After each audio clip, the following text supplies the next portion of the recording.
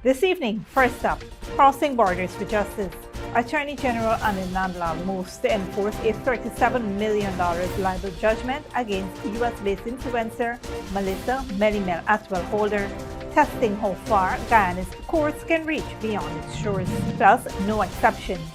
Following Monday's crash on the new Bharrat Jagdeo Demerara River Bridge, Nandlall vows the government will pursue full compensation from the driver responsible for the damage. Also, a call to action. The Guyana Police Force is urging victims of domestic violence to speak up and seek protection under the new Family Violence Act as authorities strengthen efforts to save lives and hold abusers accountable. Meanwhile, another major drug bust. Police uncover and destroyed 4 cannabis farms worth over $17 million in the Upper Berbice River. But once again, no arrests were made. And overseas, Trump meets Melly. The US president hosts Argentina's firebrand leader at the White House, but warns billions in aid could be pulled if Buenos Aires drifts left. Those stories and more coming up on Headline News Update. Stay with us.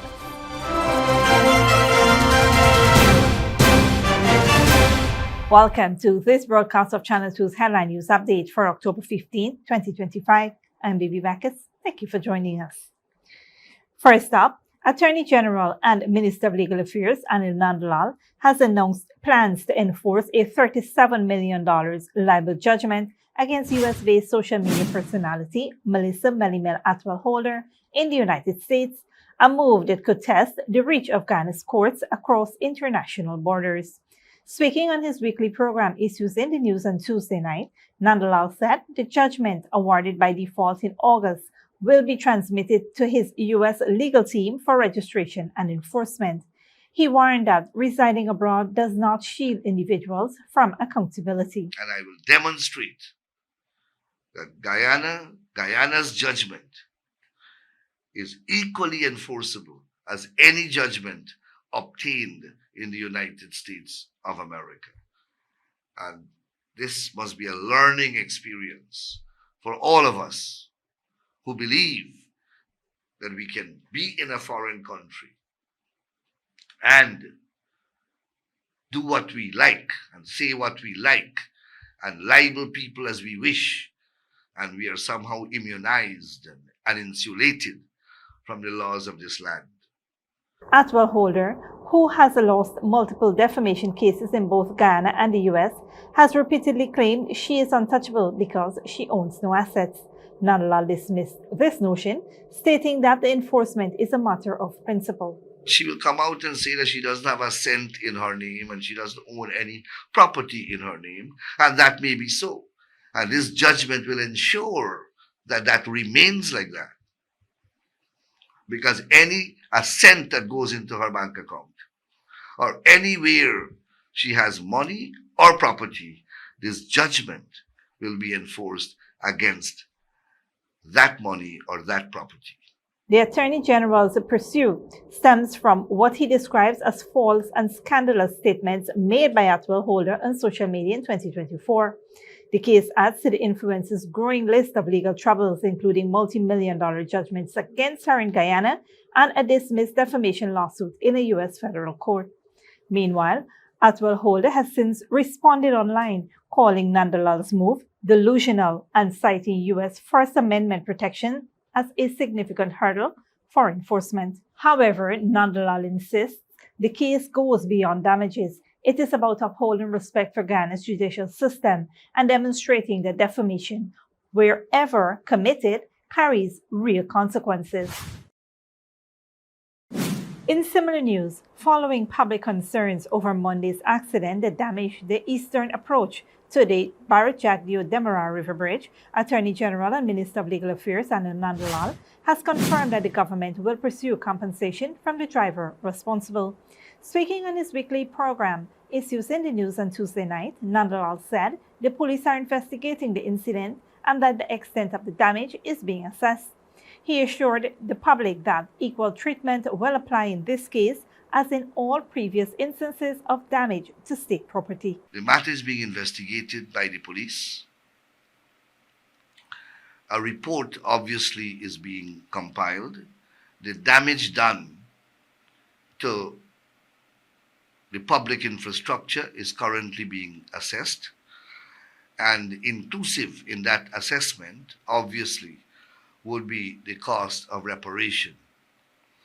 Once that information is compiled, it will be transmitted to the Attorney General office, and a letter will be dispatched, as was done on previous occasions, directed to the person believed to have caused the damage, requesting compensation. And if that letter is not satisfactorily responded to, then other legal proceedings will follow. The Attorney General explained that once the cost of repairs is finalized, a formal letter demanding compensation will be sent to the driver. Nevertheless, if necessary, it will be followed by legal action. Nandlall reaffirmed the government's stance on accountability, stating that there will be no exceptions for those who wantonly, negligently, or recklessly destroy public property. Motorists are continually being reminded to exercise caution, observe speed limits, and comply with traffic regulations. Moving on, in a firm call for action against domestic abuse, Superintendent Shalon Daniels is reminding citizens that help is always within reach, urging victims and their loved ones to report incidents at any police station across the country or through the Domestic Violence 914 hotline, as the Guyana Police Force intensifies its efforts to protect vulnerable persons under the Family Violence Act 2024. Speaking on the Police and You program, Superintendent Daniels emphasized that victims should not hesitate to report abuse, whether verbal, physical, economic, or psychological, and can choose a station where they feel most comfortable. But once you recognize that you would have been abused one way or the other, whether verbally, physically, economically, psychologically, all that we would have outlined in our very first program, it is advisable that one, you first make a report to any police station of your choice. And again, you're not inclined to go to a station that you don't feel comfortable with. But for me, I would advise that you make a report to the station. And if you're not satisfied with the level of attention you got at the inquiry's office, nothing precludes you or prevents you from taking it, as we would have used the word escalate. Escalate means you go to the next level, the next level, the next level until you reach to the highest hierarchy of the Guyana Police Force. She reminded that reports can also be made via telephone, including through the Domestic Violence Hotline 914, and that such reports are crucial in establishing a pattern of abuse when applying for protection orders. Under the Family Violence Act 2024, relatives, guardians, or even the police with victims' consent may assist in applying for protection orders through any magistrate's court. Guyana has one of the most comprehensive gender-based violence response systems, strengthened by the Family Violence Act of 2024, which allows survivors to remain in their homes while perpetrators are removed. The Act empowers the police to enter premises without a warrant in suspected cases and mandates that charges be laid within 48 hours. Minister of Human Services and Social Security Dr. Vinay Prasad highlighted these advances, noting that gender-based violence remains a deeply personal and complex issue. She revealed that 12 partner-related deaths have been recorded so far this year.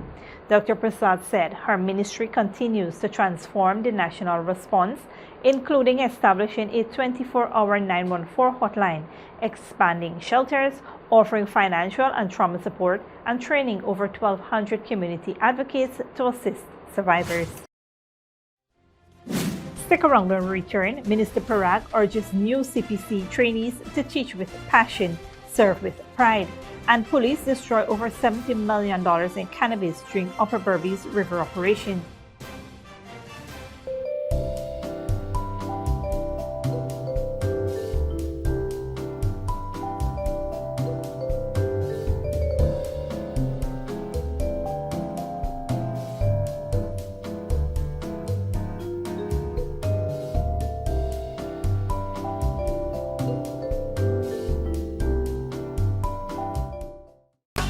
Sneakily with a gift of sight from Modern Optical Services.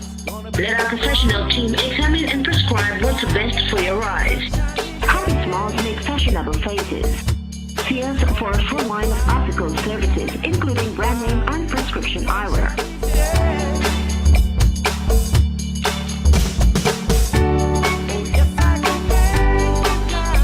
Modern Optical Services, 316 Middle Street, Georgetown. Telephone 226-1082. Good girl forget things.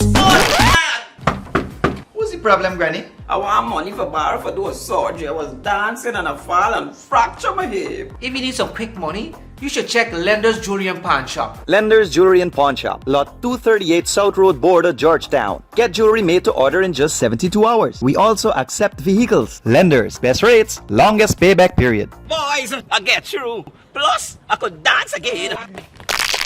Lender's Jewelry and Pawn Shop. Welcome back. In a major blow to the illegal drug trade, police on Wednesday destroyed over 4 cannabis farms valued at over $70 million during an extensive eradication exercise in the Upper Berbice River, though no arrests were made. The joint operation, conducted by ranks of the Narcotics Branch and Regional Division 6, uncovered approximately 95,000 cannabis plants ranging from 2 to 7 feet in height, spread across 16 acres at Kuyaro Kuru Creek and Sabina Point. Officers also found a makeshift 20 by 30 foot camp containing 90 pounds of dried cannabis. Both the plants and the camp were destroyed by fire. The seized narcotics carried an estimated street value of close to 80 million Ghana dollars, including over 38 million in dried cannabis and 32 million in cultivated plants. Police said investigations are continuing to identify the cultivators. This latest operation follows a similar 4-day narcotics eradication exercise earlier this month in the Upper Berbice region, where multiple cannabis farms, firearms, and ammunition were discovered in Ibini Savannas and Wairuni. Despite the destruction of millions of dollars in narcotics, no arrests were made in that operation either, underscoring the persistent challenge law enforcement faces in apprehending those behind large-scale marijuana cultivation in remote areas. Moving on, Minister of Education Soni Parag has called on the new cohort of trainee teachers at the Sarasota College of Education, CPCE, to embrace their pivotal role in shaping Ghana's future, urging them to teach with passion, serve with pride, and inspire with purpose. Addressing the gathering, Minister Parag highlighted the government's stride in teacher development, noting that 98% of the nation's teachers are now trained. She also announced the introduction of new specialized programs in geography, history, chemistry, physics, French, Portuguese, and health and family life education, along with training initiatives for guidance and counseling officers and short courses to support children with special needs. Minister Parag reminded the trainees that their responsibility goes beyond academics, urging them to uphold integrity, patience, and professionalism while nurturing both the minds and morals of their students. She congratulated the new entrants for choosing the teaching profession and assured them of the ministry's ongoing support throughout their training at CPCE. Minister Parag reaffirmed that the Ministry of Education remains steadfast in its mission to empower educators and elevate the teaching profession, emphasizing that every teacher trained today strengthens the foundation of tomorrow's Guyana. Don't go away. After the break, Indonesia deploys nuclear team to decontaminate industrial zone after radiation alert. And Madagascar's military seizes power. President oust after weeks of protest. Good girl forget things. What's the problem, Granny? I want money for Bharrat for doing surgery. I was dancing and I fall and fracture my hip. If you need some quick money, you should check Lender's Jewelry and Pawn Shop. Lender's Jewelry and Pawn Shop, Lot 238 South Road Border, Georgetown. Get jewelry made to order in just 72 hours. We also accept vehicles. Lender's, best rates, longest payback period. Boys, I get through. Plus, I could dance again. Lender's Jewelry and Pawn Shop. Sneakily with a gift of sight from Modern Optical Services. Let our professional team examine and prescribe what's best for your eyes. Common smiles make fashionable faces. See us for a full line of optical services, including brand name and prescription eyewear.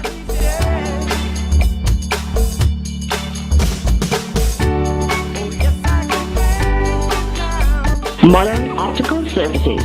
316 Mill Street, Georgetown. Telephone 226-1082. Welcome back. Now we take a look at what's happening in the region and around the world.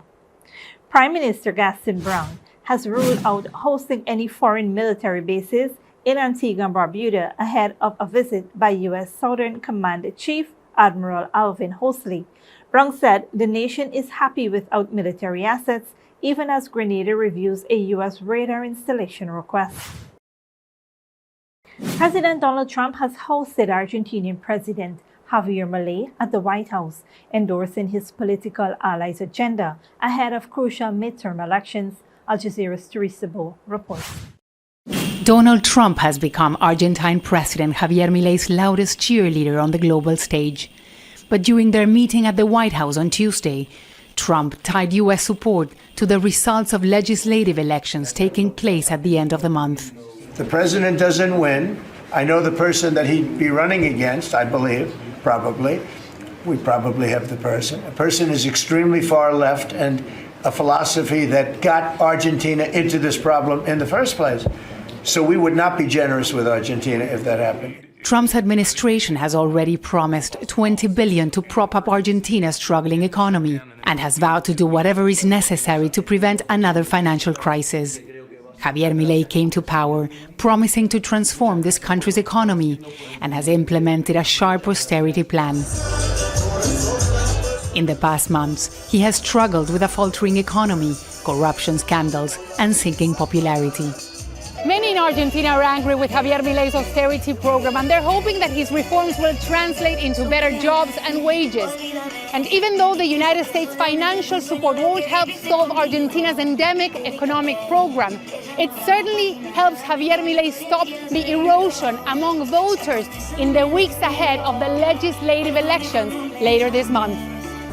The results of the elections will dictate whether Milei can pass key reforms or will face a legislative brick wall for the last 2 years of his term.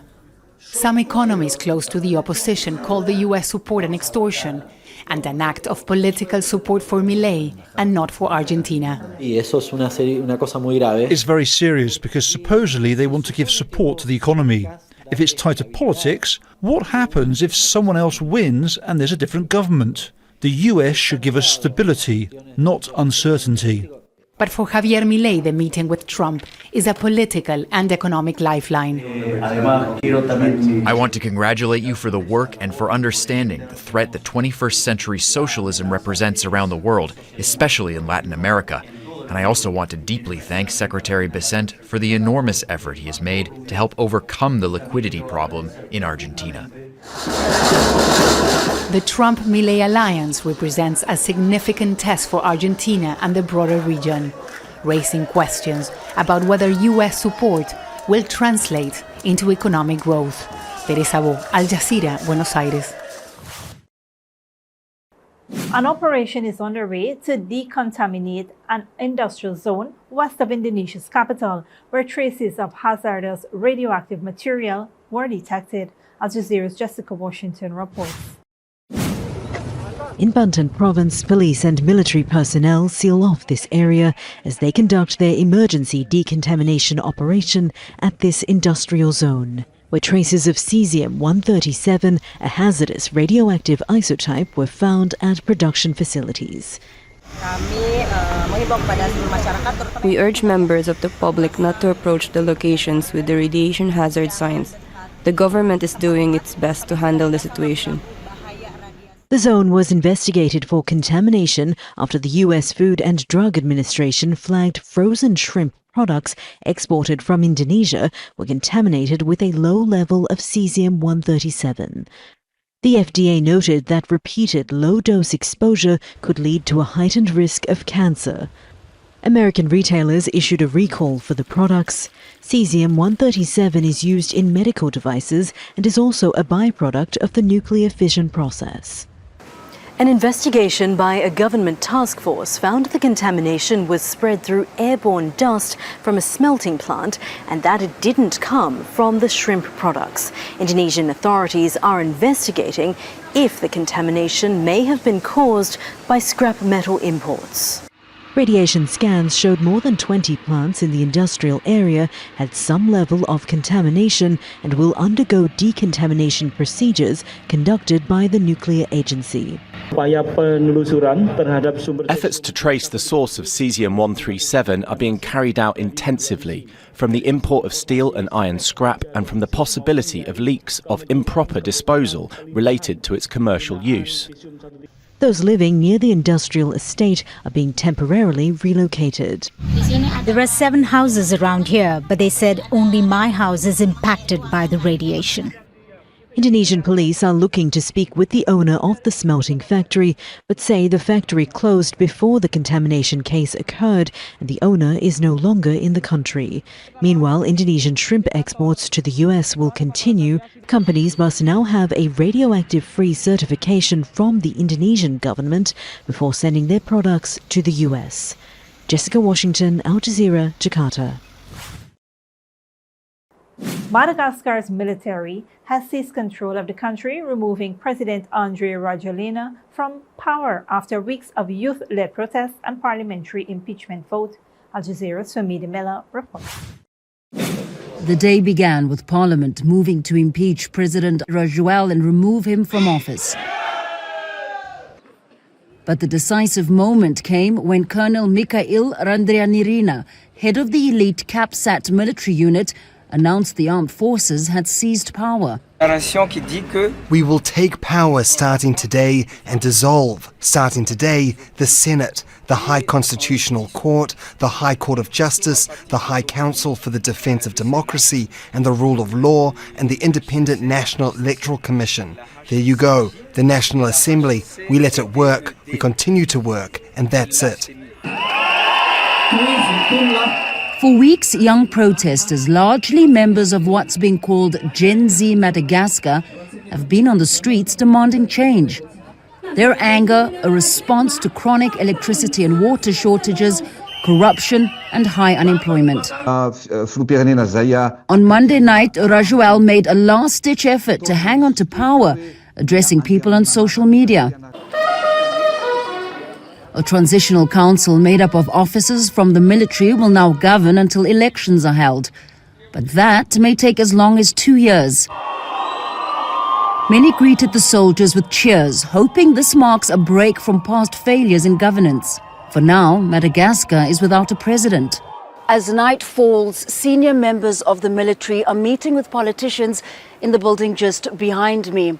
The hopes of millions of people in Madagascar now rests on talks being held behind closed doors. For many, the ouster of Andry Rajoel is enough. I'm happy now. For 16 years he did nothing but cause us suffering. He was a dictator, so it is now better because the military has taken power. Thanks a lot to the military. We are the youth and we need jobs. Because of the president, we don't have work. I'm 28 years old and I have never worked during the time of Rajoel. I don't know much, but the military knows what it's doing. While many celebrate, others warn the coup threatens constitutional order and could plunge the nation into deeper instability. Famida Mala, Al Jazeera, Antananarivo. This brings us to the end for regional and global news coverage. Up next is the 3-day weather forecast.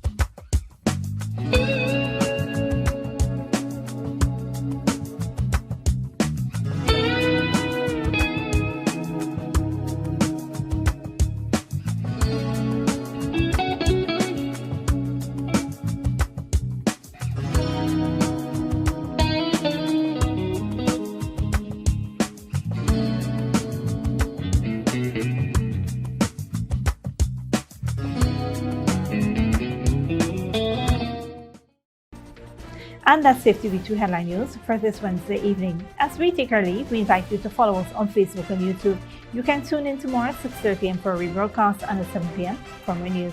Until then, please take care of yourselves and each other.